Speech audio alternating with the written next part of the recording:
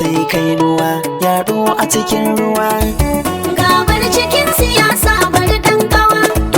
Ba mai gani da gurbi na idanuwa. Ku bi sannu kar ku zane da salon rawa. Ku tuna da mu akai kau da majajjawa. Barkiran mu yan mutunci sabon zuwa. Jiya kan iso ciki kuma mu ka gani. Kada ka ɓata yau gobe kake isan gani. Ka rike gidan ku kalla amanan. Ka ji kowa Ka bi shugaban ka je ka ku gana. gaskiya ne. Haka zai fi ma gurin tasiri dan kwankwasi iya. Shiga tagiyar ka wanda ya farka ya barka. Me ja Rike damuwar ka tunda tsarin ka dauka. barja Tunda dai fagen siyasa an ba da yanci. a Naija. Dole mabura a yin abba gida gida. Ku tuna da mu akai ta adawa.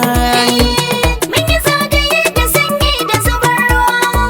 Mun ɗauki shi a tare da yunwa.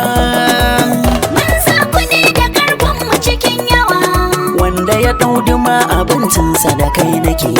Ɗaci baya kau da yunwa kuka dake.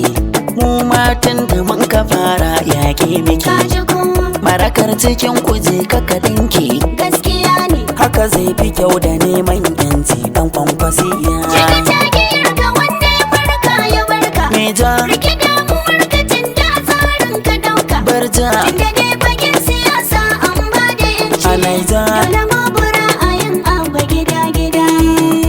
Wanda ya zo yau ya soka. Yin rike duka tanadin ka. Yayi maka bauta gidanka. Yayi ta biyayya gare ka. Kan rike mai son ka haikan. Dan ya ci namansa soka. In ya rasa har ya barka. Kar kai zagi da suka. Wanda kamar wannan ku ka ci amanarsa. Ka rasa tasirin ka ji ni kamar wasa.